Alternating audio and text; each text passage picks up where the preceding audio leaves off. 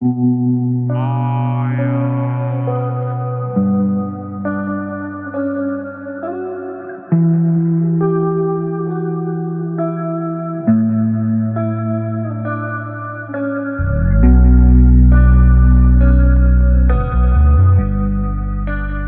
guys, this is Dougie Fresh with Flippin' Pucks and Chuckin' Knucks. I'm just signing on to do my weekly Capitals recap from last week and to preview the week ahead. Caps started off the week great. Ottawa, it was a nail biter, a pretty back and forth game. The Caps ended up winning 7-5. Not too shocking. It was a good night if you like goals. Proud that the Caps came up on top on that one, but I mean, it wasn't really surprising. I mean, it was surprising that the Capitals let in as many goals as they did, but pumped to get the win and excited for Ovechkin. He continues to score, and we'll talk about that later on in this week. He continued to put pucks in the back of the net despite him getting older and chasing Gretzky and all that. Then the Caps followed up Monday's win in Ottawa with Detroit at home. No, I assume this would be an easy win for them. Obviously, I'm kind of a fan of Detroit. I think Detroit's a good team. They're an up-and-coming team. They have a lot of young talent. Steve Yzerman's a great GM. Not a big fan of Jeff Blashill as a coach, but I still thought the Capitals would have a pretty easy time with Detroit, and that was not the case. Detroit actually came up on top, 2-1 in overtime. So another overtime loss for Washington. I mean, it's easy getting the points in the beginning of the season, so that helps, and that'll make a difference going forward as we get closer to the playoffs. But still, would have liked the 2 points out of that. I mean, the Caps clawed to tie it up. It took them quite a bit to get that game tied 2-2 before OT, and then they blew a couple chances. The power play hasn't been looking good. I believe until that game they were 0 for like 15 or something. It's been pretty bad. They really need to start getting that to work. Big news out of that game though was TJ Oshie blocked a shot, and he's now going to be out for probably close to a month or so, if not a little bit longer. If you've seen the Halloween pictures from this weekend, the players' parties and stuff like that, he has a boot on his foot, so it's not looking good, and it's looking like the Caps are going to be without Oshie for a little bit. Nick Dowd also came back that game and played, but he's actually out going forward. The Caps just put him on an IR and called up Alexi Protas from Hershey, so he should fit right in there. That means the Caps have three rookie forwards playing: Alexi Protas, Maxim Lapierre, and Connor McMichael. So, I mean, at the beginning of the season, I said the Capitals didn't have a lot of holes in their lineup for these young guys to crack, but as the injuries have been piling up, they've been able to get in there. And, I mean, they've all looked good. Connor McMichael got his first NHL point this weekend. I believe it was in the Ottawa game. So, yeah, they're all looking good. The Caps have experimented with putting Lapierre at wing to try and make up for that loss, and then putting Michael at the second line center spot. So we'll see how it goes going forward. The lineups aren't set for the Tampa game tonight. I expect Protas to be in the lineup, but we'll see. We'll see how Laviolette decides to shuffle lines.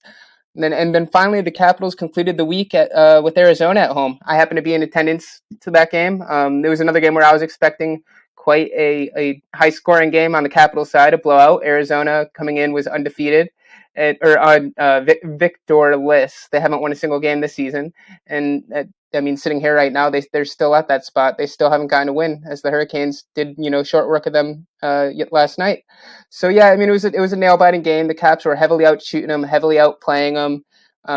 The whole game. I believe it was the Arizona goaltender's first NHL game, as they've suffered some injuries in net, so they had a guy playing his first NHL game, and he looked really good. Like I said, the shots heavily favored Washington. The power play was still disappointing. Got a bunch of chances. I felt like the refs were handing the Capitals quite a few chances, and the Capitals just weren't making work of it. So they do still have to improve with that. But yeah, John Carlson was able to put a lob through, and there was a great screen in front, and the goalie didn't see it, and the puck ended up going in. So that put the Caps up 1-0, and then obviously Ovechkin sealed the deal with an empty net. So in 3 games this week, Ovechkin had 2 in the Ottawa game, 1 in Detroit, and then the empty net in Arizona. So he packed on 4 goals in 3 games. So he now leads the league in goals still. I believe he has 9. The second place person has 7. And then he's second to only Connor McDavid in points in the league. I know it's still early, but it's really good. It's really good to see, considering going into the contract extension and all this Gretzky talk and stuff like that. He's still finding ways to produce, still doing well. looking ahead, this week will obviously the Caps closed out October with a 5-0-3 record. So we got a couple OT losses, but haven't lost in regulation yet, so that's good. Looking at the month of November, it looks like it's going to be a pretty easy month as well. This week being the toughest week, I think, of the month that the Capitals will have. So they start tonight with Tampa Bay, the defending Stanley Cup champions. Obviously, don't have to say that every time. Uh, they started the season game 2 versus Tampa, and they lost in extra innings there. So I'd like to see a closer game. It'll be interesting to see. Again, obviously Oshie, Backstrom, Dowd will still be out, so it'll be a rough one, but it'll be a good experience for the young guys. Ilya Samsonov is coming off that shutout 2-0 in Arizona, so I expect him to get the start versus Tampa. I still think Laviolette's going to be rotating goalies. He'll play 2 1 week, one guy 2 games 1 week, the next guy 2 games the next week. I really don't think it's a bad spot to be in if you're a Caps fan or a coach. I think it's good to be able to rotate those goalies and get them in. No one's looked really bad. Obviously, there's that high scoring game on Monday, but you really couldn't blame the goalie. It was just everything was going in on both ends. Then the Caps have Florida coming up on Thursday, so they got a 2-day break, and then they're playing Florida. That's going to be another tough test. The Panthers are a really, really good team. I've had them coming, making some noise in the playoffs this year. So that'll be another good test. And then finally, they conclude this week on Saturday with Philly back at home. So they finish their short trip to Florida up, and they'll be back at home with Philly. I expect that to be a good game. Philly impressed me in the preseason. Cam Atkinson was one of my sleeper picks in fantasy, and he's done nothing but impress me. I thought he'd have a great outing in Philly, and he has. So that'll be a great game to watch. That'll be an interesting one. As a fan, I'm looking at the teams ahead this week, and I'm thinking if you can take 4 of those points, I'll be happy. I don't care how it goes. If it's a couple OT losses and a win, that's fine with me. But I would like 4. Not that that's too big of a deal. I mean, the Capitals have Columbus, they have Buffalo, Montreal, Seattle. The rest of this month, Anaheim. They're playing Anaheim too. So their only other big test would be towards the end of the month with Carolina on the 28th, and then Florida to close November out on the 30th. So hopefully I'll be in attendance at that Carolina game. That would be fun. But yeah, again, the main things, Nick Backstrom, he did travel with the team to Florida. He's not eligible to play yet. He still has to, I think he has to spend 24 days and miss 10 games on IR, but he did travel with the team, so that's good news. He's been skating.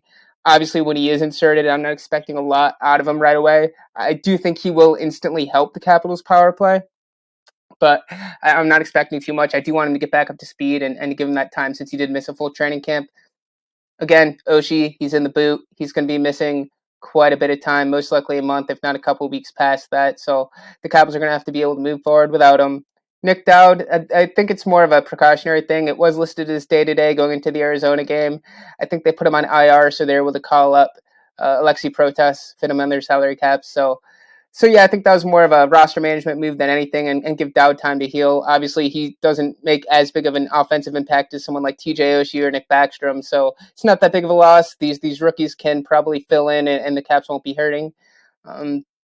But yeah, overall, I've been impressed with the first month of the season. The Capitals have been missing some key pieces. The injuries keep piling up, and they keep getting points. Still undefeated in regulation. For a team that is considered one of the older teams in the league, and they are. It's great to see them winning. There weren't too many question marks coming in the season about the roster. Obviously, there wasn't much turnover, but with all these injuries, have definitely made things exciting, and definitely been able to get us a good look at the prospects and stuff like that. I will continue to sing Nick Jensen's praises. Over the course of this week, he has looked really good too. I really don't know what's gotten into him. I mean, I know I've mentioned time and time again, and I've written about it, that I think Nick Jensen has been a standout player, and he continues to do that. He's just solid all the way around, makes great breakout passes, doesn't really make mistakes in his own end anymore. He's just a smart player, and he's learning that he can skate with the puck and make little moves. You can just see him oozing confidence. Evgeny Kuznetsov, he continues to be flying. He looks like he's on another level. I think his production has been a huge reason why the Capitals haven't, dropped a lot of these games. He has been such a treat to watch. very fun, exciting. He takes over games even when he's not scoring, and he is scoring though. So that that's a good thing. The Caps need him to do that, and when Backstrom gets back, if he could keep that up, they're only going to continue to roll. Can't say anything else about Alex Ovechkin. Just continues to score, Mr. Consistency. Gretzky's record on the line. Obviously, he's got a couple empty nets over the course of the last month. So I think Laviolette and the boys want to give Ovechkin every opportunity that they can for him to catch Gretz. And to be honest, he's not a liability. He's not a liability. When the team is short a man. And the other team has the extra skater in the empty net. So it's not that big of a deal. We've seen Ovechkin block shots. He's more committed to defensive game, and he doesn't need to skate it out. I mean, I think he's hit 2 empty nets from his own end. So it's not like he's skating it out, turning it over, and missing the net. He's pretty pinpoint with that. So I can't really complain about Ovechkin's progress in the goal scoring department. I think he needs 3 more to tie Brett Hull, or to pass Brett Hull for fourth overall. So if he could put up a hat trick or get a couple here this week, he'll move into fourth, sole place as fourth overall in NHL goals. So that'll be exciting to see. Can't wait to see that. And lastly, I would like to address John Carlson. I'm a huge fan of John Carlson. I thought he should have won the Norris a couple years ago. Obviously, it didn't happen. He did have the offensive stats for it. I think people were, it's easy to point to, oh, he's lacking in defense because of his offensive numbers are so high. I didn't buy that argument then. But right now, I think he's struggling a little bit. He's his own ends, whatever. He's working with Martin Fehervary, who's a rookie in his own right. So I think there is some adjustment period, and I do think he's probably doing his best to try and overcompensate and make it easy on the young guy. But he has been on the ice for quite a few goals, and I would like to see more offensive production out of him. A lot of that can be, I think, a lot of that is attributed to the lack of power play success, which if you want to talk about Oshie being out and Backstrom and stuff like that, I mean, you could use that as an excuse. But I would like to see Carlson bring it a little bit more. Obviously, he got a goal in Arizona. I think it was the second one of the season for him. But again, it was one of those things where he just putting the puck through, and it was a great screen in front, and it basically rainbowed in. I mean, heads up play for sure. But I would like to see more out of John Carlson, both offensively and in his own end. Kudos to him for being a great role model for Fehervary. Fehervary has looked really, really good for a rookie defenseman, really quick. I think John Carlson could teach him a lot, and I'm looking forward to that. But I'd like to see a little bit more out of John Carlson. So I mean, that kind of covers the week. Again, I'm excited to see Baxter back. Hopefully, I would like to see him back, by the last half of this month. Obviously, I hope Oshie heals up quickly, sooner rather than later. But I don't want that to be rushed either. And then Nick Dowd should be in, I'd say, by the end of the week at the latest. Everything looks good. Can't wait for Ovechkin to move into sole place of first overall of all time for NHL goals, and hopefully he continues to lead the league here and shut any of the critics up, like John Scott. I feel like John Scott said Ovi was getting a little too old, so that's not looking that great for John Scott. But I mean, what does he know? He's only an NHL All-Star, right? Anyway, this is Dougie Fresh with Flippin' Pucks, Chuckin' Nucks signing off, and that was my weekly Capitals update and preview. Thank you guys, and you guys have a great week.